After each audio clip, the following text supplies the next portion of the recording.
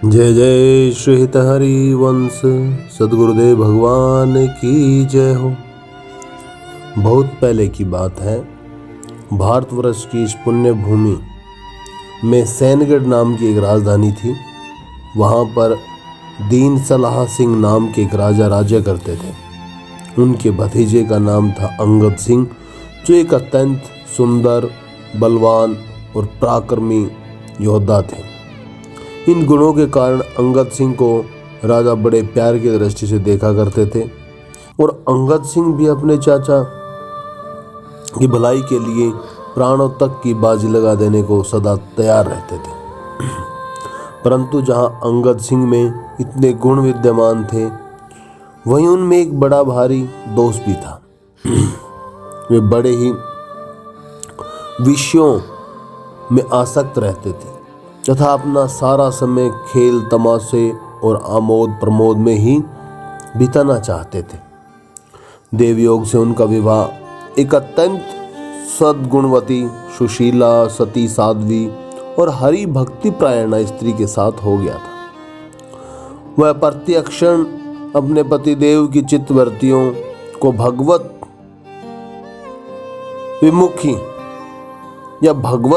विमुखी हैं, लेकिन भगवत मुखी बनाने के लिए प्रयत्न करती रहती थी। वो चाहती थी कि मेरा पति भी भगवान का अनन्य भक्त बने, भगवान का भजन करे, भगवान का नाम ले तथा पति सेवा के अतिरिक्त उसे जो कुछ भी समय मिलता वह सब वृंदावन बिहारी भगवान श्री कृष्ण की पूजा और उनके गुणानुवाद को सुनने और सुनाने में व्यतीत होता था या उस समय व्यतीत करती थी। इस प्रकार उन दोनों पति पत्नी के विचारों में आकाश पाताल का जो एक भेद था, बहुत बड़ा था। यद्यपि पतिव्रता पत्नी की सुशीलता एवं उनके इस मधुर स्वभाव के कारण अंगद सिंह को कभी भी उस पर रुष्ट या क्रोध करने का मौका नहीं मिलता था, अवसर नहीं मिलता था, बल्कि वे उसकी प्रत्येक बात को बड़े आदर और सम्मान के साथ सुना करते थे। संयोगवश एक दिन अंगद सिंह कहीं बाहर गए थे और जब वे लौटे तब उन्होंने देखा कि आंगन में एक फर्श पर सुंदर सिंहासन बिछा हुआ है। उस पर शीतकेश वृद्ध तपस्वी महात्मा विराजमान है और उनकी धर्मपत्नी अपने दोनों हाथों को जोड़े हुए उनके सामने बैठकर प्रेम के साथ भगवत कथा सुनने में मगन है। अंगद सिंह को इन सब बातों की रुचि तो थी ही नहीं, तो वे उस दृश्य को देखकर झल्ला उठे और गुरुदेव को बिना प्रणाम किए ही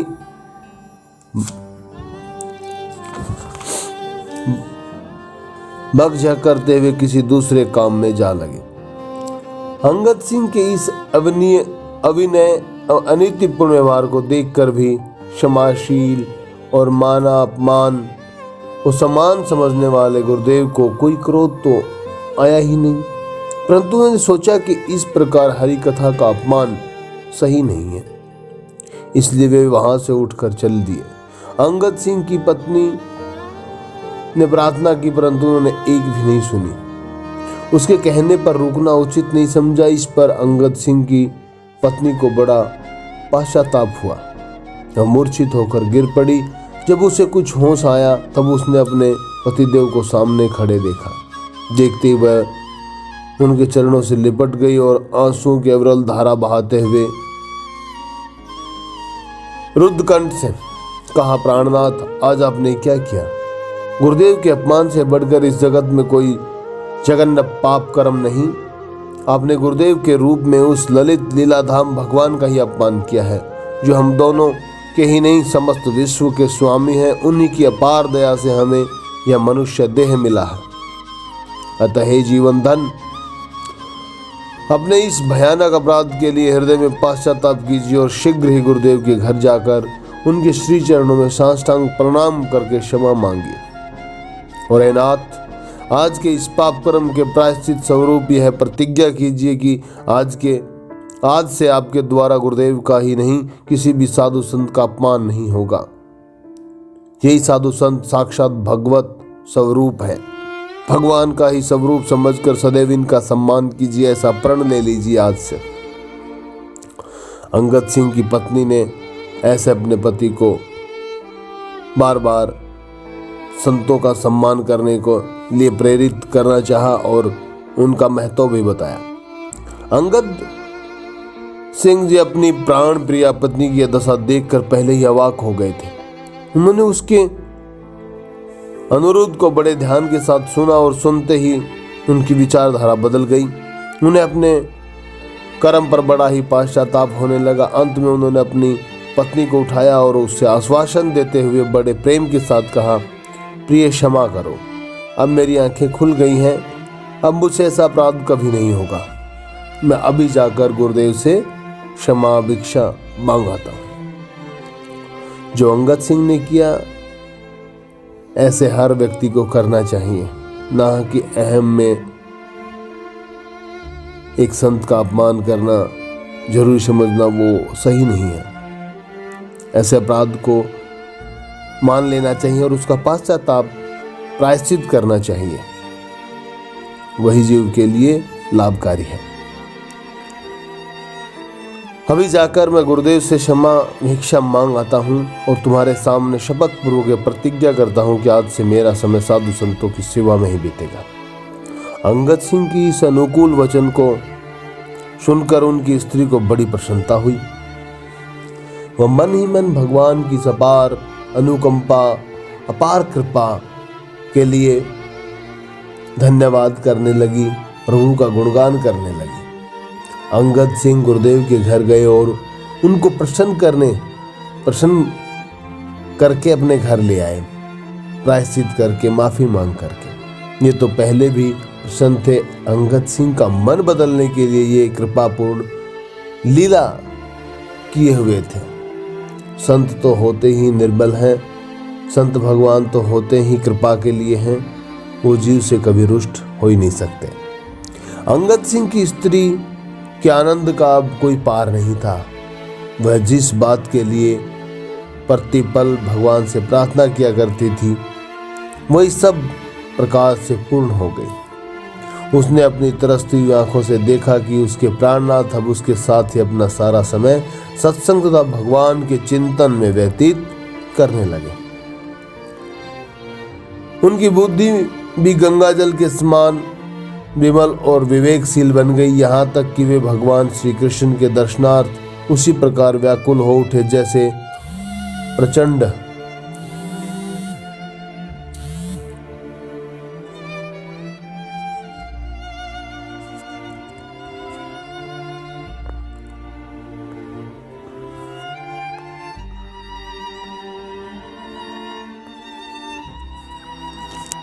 जैसे बहुत गर्मी का एक थका और प्यासा पथिक केवल घूंट भर पानी के लिए बेचैन हो उठता है, उसी प्रकार अंगद भगवान के दर्शनों के लिए बेचैन हो उठता है।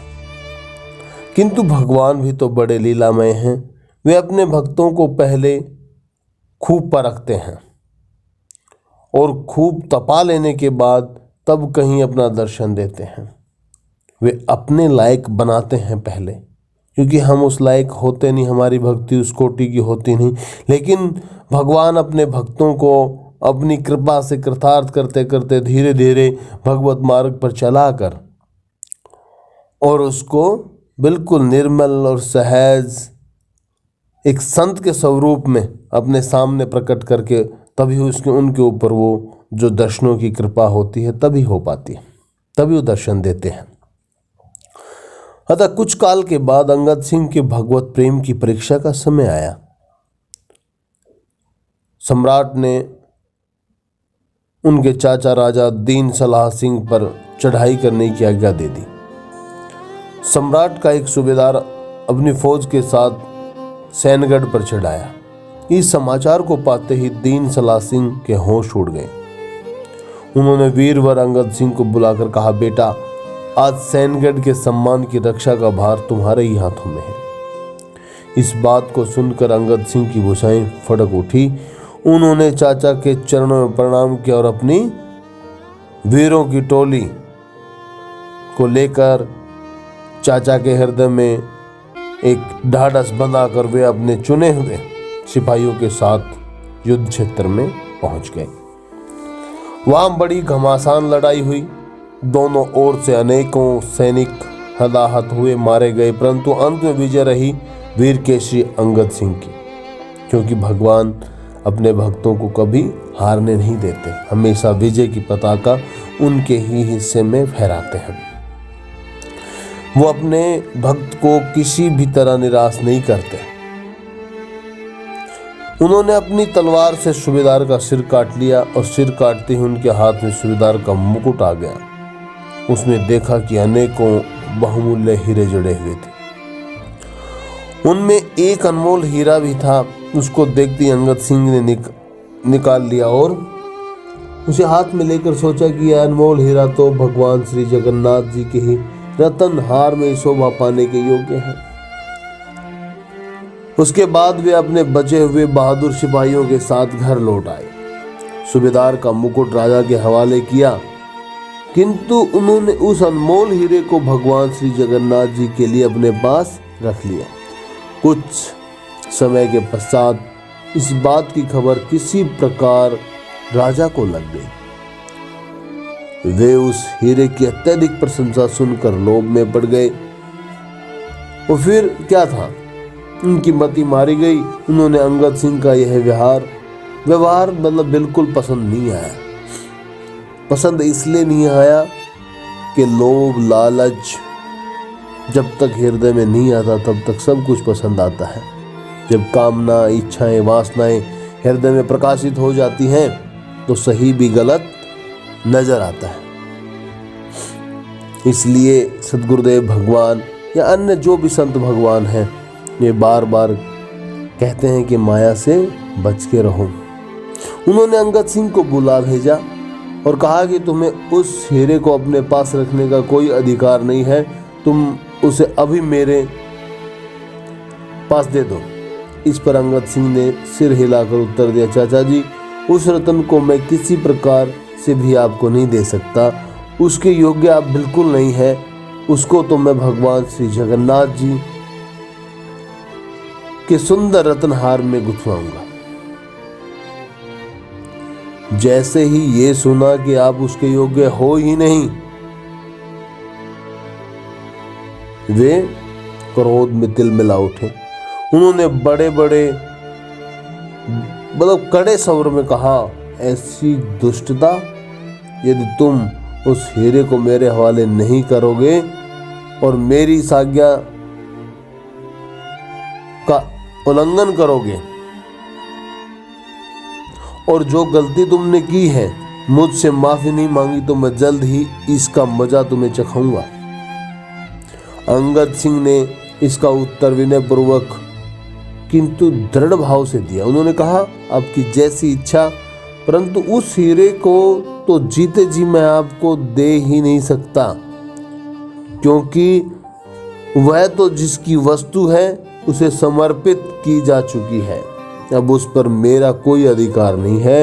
यह कहकर अंगद सिंह ने लापरवाही के साथ वहां से उठ गए।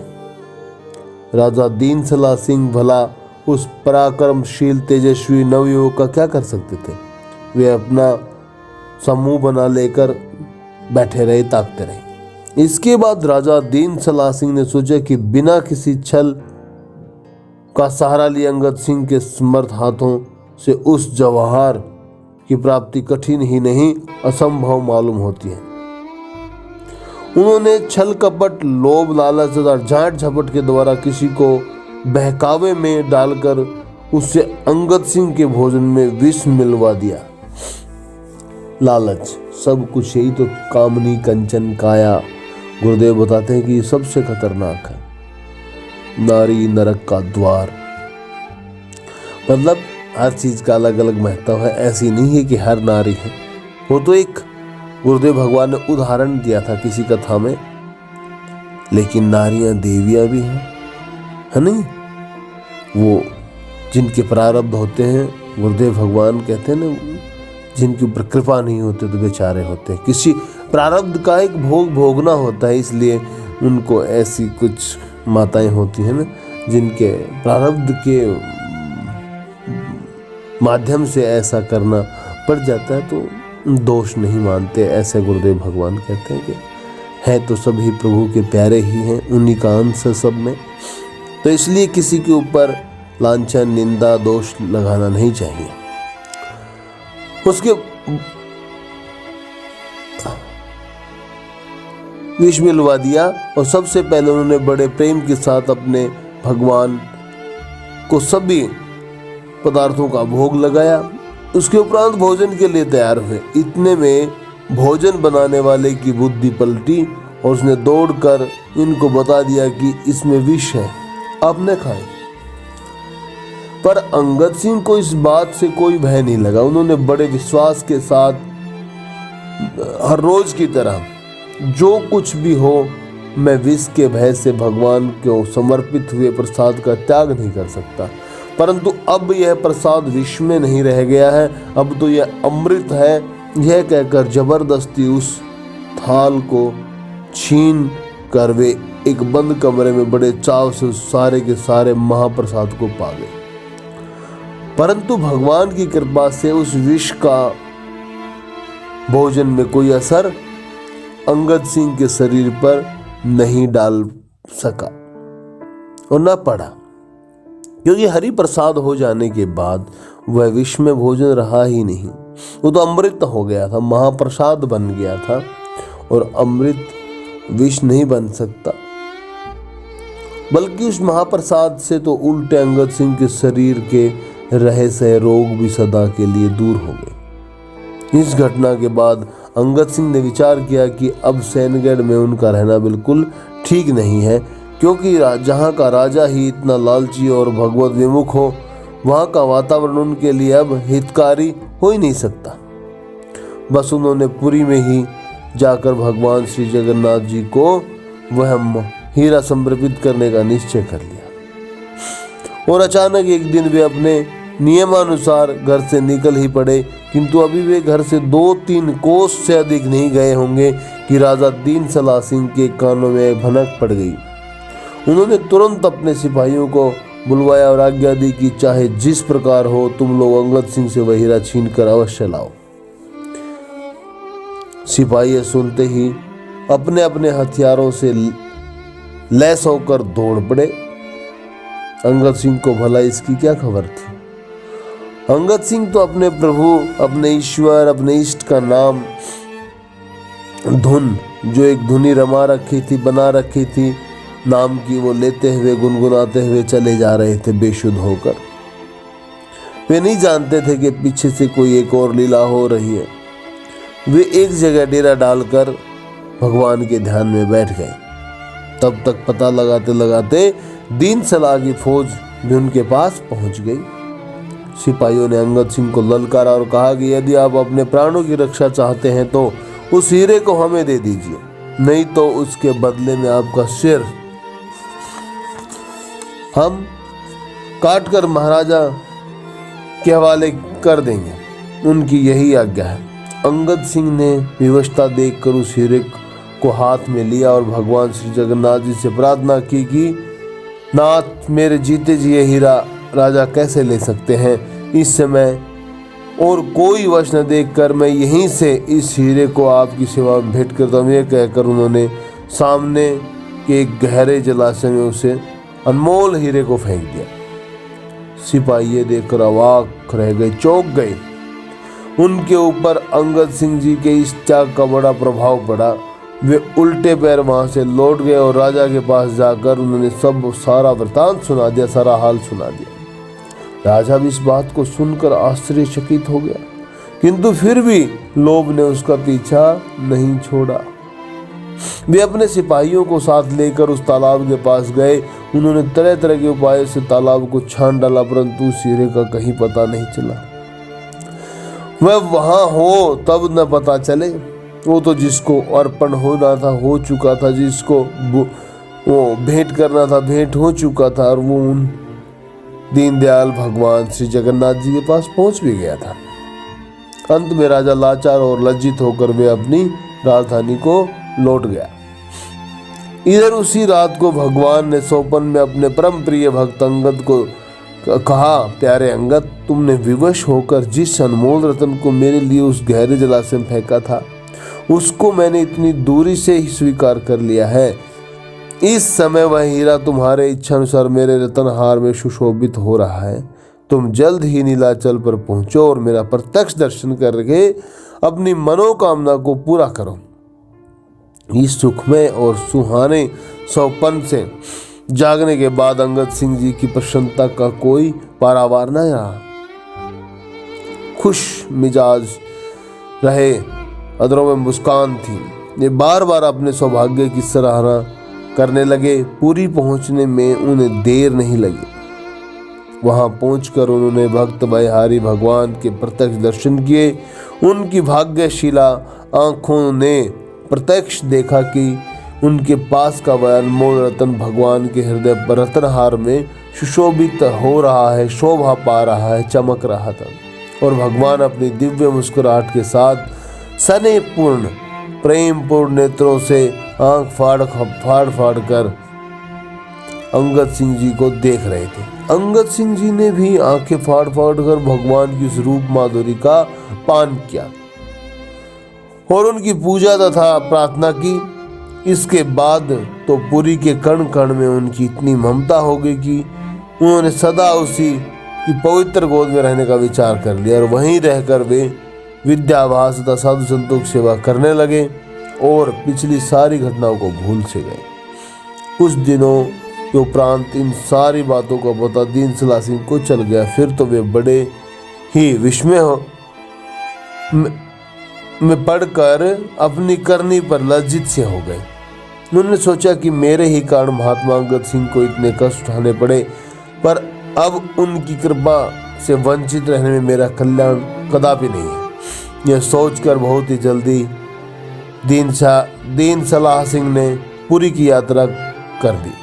पुरी में पहुंचकर उन्होंने अंगद सिंह का पता लगाया और उनके पास स्वयं जाकर अपने सारे अपराधों की क्षमा मांगी। उन्होंने अंगद सिंह से सैनगढ़ पधारने के लिए प्रार्थना की, पर अंगद सिंह हृदय से अपने चाचा के इस प्रस्ताव को टाल न सका। वे राजा के साथ सैनगढ़ में पधार गए। फिर तो उनके पधारते ही सैनगढ़ की स्थिति बदल गई।